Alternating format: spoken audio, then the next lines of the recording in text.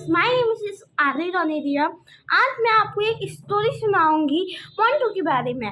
मोंटू एक लड़का था, वो गांव में रहता था अपने, और उसके वहाँ पे वो स्कूल जाता था। वहीं पे उसका एक स्कूल था, वहाँ पे वो जाता था हर बार। तो वहाँ पे जाता था, वो हर बार जाता था, पर जब बारिश का मौसम आता था तब वो नहीं जा पाता था क्योंकि उसके पास छाता नहीं था। तो फिर एक बार क्या हुआ कि उसने अपने पापा से बोला, पापा पापा मुझे भी एक छाता लाओ। सब लोगों के पास छाता है, मेरे पास छाता नहीं है और मैं स्कूल भीग के जाता हूँ। उसकी मम्मी भी उसके पापा को डांटने लगी कि हाँ मेरा बेटा रोज भीग के जाता है, अब तो उसको छाता दिलवा दो। तो उसके पापा ने बोला मैं खेत में काम करता हूँ और मेरे पास इतने पैसे नहीं है जो मैं इसकी स्कूल की फीस करके और थोड़ा सा खाना लाके इसका छाता दिलवा सकूं। उसके पापा ने बोला कि मैं तुझे अगले साल दिलवाऊंगा, इस साल मेरे पास पैसे नहीं है। तो उसकी मम्मी ने बोला कि आप हर बार बोलते हो पर दिलवाते कभी नहीं हो। तो उसने बोला कि कोई बात नहीं, मैं आज ऐसे ही स्कूल चला जाता हूँ। वो गया तो वो बहुत ज़्यादा बारिश में भीग गया।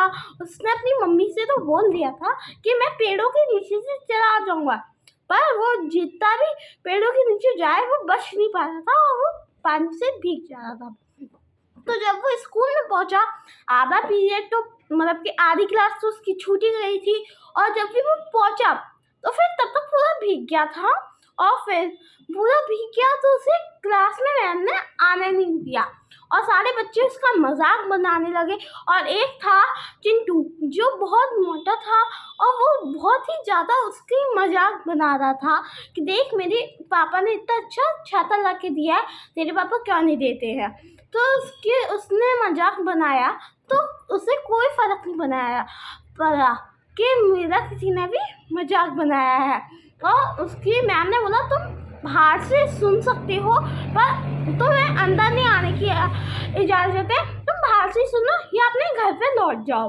तो उसने जो मोंटू था उसने बाहर से ही खड़े होके सुनता रहा कि मैम ने क्या बोला है। और फिर छुट्टी हो गई तो फिर वो घर पे आ गए बारिश में भीग के।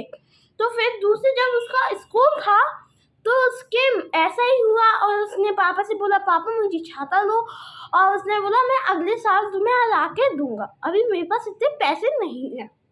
तो फिर से वो मम्मी से उसने फिर से बोल दिया मम्मी मैं पेड़ों के नीचे से बचते हुए चला जाऊंगा, ठीक है। तो फिर उसने ये बोला और वो गया और पेड़ों के नीचे से बचते हुए गया। और जब बहुत जोरों से बारिश होने लगी तो वो एक पेड़ की डाली पे जाके ऊपर बैठ गया और देखने लगा कब तक बारिश रुकेगी। अब जब तक बारिश रुकेगी, अब तो वहाँ पे देखता रहा और तब तक वो उसे भूख लग गई और उसने जो खाना था अपना वो निकाल के खाने लगा। और उसके नीचे से ही साधु बाबा आ गए और साधु बाबा ने बोला कि तुम क्या खा रहे हो और मुझे भी थोड़ा सा दो, मुझे भी भूख लग रही है। तो उसने लड़के ने क्या किया, उसको दे दी दो रोटियां दे दी और एक प्याज दे दी। और उसने बोला मेरे पास साधु बाबा मेरे पास कोई सब्जी तो नहीं है, मेरे पास ये प्याज है, आप यही खा लीजिए। तो उसने बोला कोई बात नहीं, प्याज से मेरा पेट भर जाएगा। तो वो खाने लग गए। तो फिर क्या हुआ और उन्होंने पूछा कि तुमने स्कूल की यूनिफॉर्म क्यों पहनी है, अभी तुम स्कूल नहीं जा रहे हो। उसने बोला कि बहुत ज़्यादा बारिश हो रही है और मेरे पापा के पास इतने पैसे नहीं है जो मुझे छाता ला के दे सके। तो उसने बोला उन्होंने बोला कि लाओ मेरे पास एक छाता है, मैं तुम्हें दे देता हूँ छाता। और उन्हें दे दिया। और वो मोंटू बोलने लगा अगर आपके पास छाता है तो आप भीगने क्यों जा रहे हो।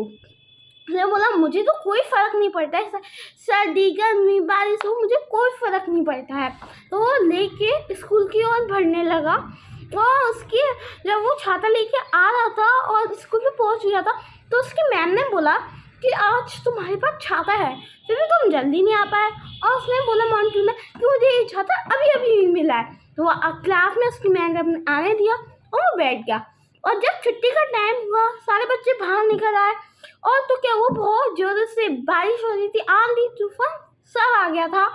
तो फिर सब लोग ने अपना अपना छाता खोला, मोंटू ने भी अपना छाता खोला तो 2-3 बच्चों के पास छाता नहीं था और उनका छाता उड़ गया था।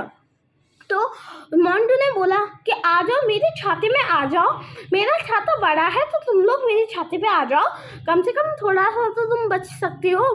तो सब उनके छाते में आ गए और सबने देखा कि उसका छाता तो हमें पूरा अच्छे से कवर कर ले रहा है, हमारे पूरा आ जा रहा है। तो उसका आगे और सारे छाते उड़ गए, सब बच्चों की छाते उड़ रहे थे क्योंकि बहुत ज़्यादा आंधी तूफान चल रही थी। तो सब उस मोंटू ने बोला कि आ जाओ सब मेरे पास, मेरा छाता बड़ा है, थोड़ा सा तो तुम बच जाओगे।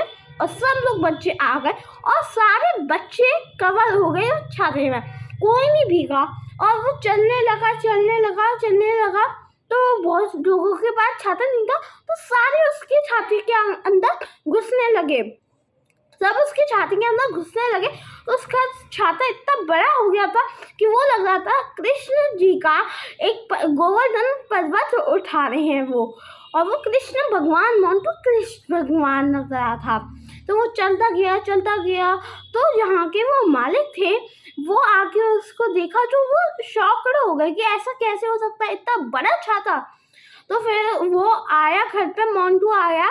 तो फिर दूसरे दिन क्या हुआ कि उसके घर पे वो सेठ जी आए और उसने बोला कि आपके मोंटू के पास इतना बड़ा छाता है कि उसने पूरे अपने गांव को ही उठा लिया और उसके नीचे पूरा गांव चल रहा था, ऐसा लग रहा था कि वो कृष्ण भगवान है और वो गोवर्धन को उठाया हुआ है। तो उसके पापा ने बोला मैंने तो कोई छाता नहीं दिलवाया इसको, और इसने पता ही नहीं कहाँ से उठा के ले आया, मैंने इसको कोई छाता नहीं उठाया। तो मोंटू से पूछा गया तो मोंटू ने बताया मुझे एक साधु बाबा ने दिया था ये छाता। तो सब समझ गए कि ये भगवान का छाता है।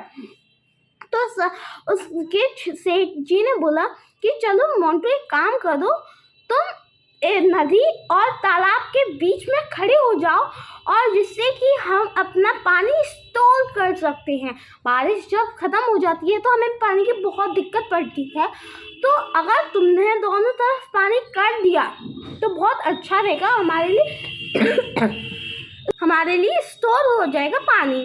तो मोंटू ने ऐसी बात मानी और वहाँ पे खड़ा हो गया तालाब और समुद्र के बीच में। ठीक है, तो फिर क्या हुआ कि जब खड़ा हो गया तो बहुत सारे लोग आए और वो पूरा अच्छे से कवर हो गया। जैसे कि यहाँ तालाब था, यहाँ पे नदी थी, तो दोनों तरफ जब था तो दोनों तरफ से पानी जा रहा था और फिर इतना ज़्यादा पानी भर गया तो मोंटू अपने घर पे आके छाता उसने बंद कर लिया।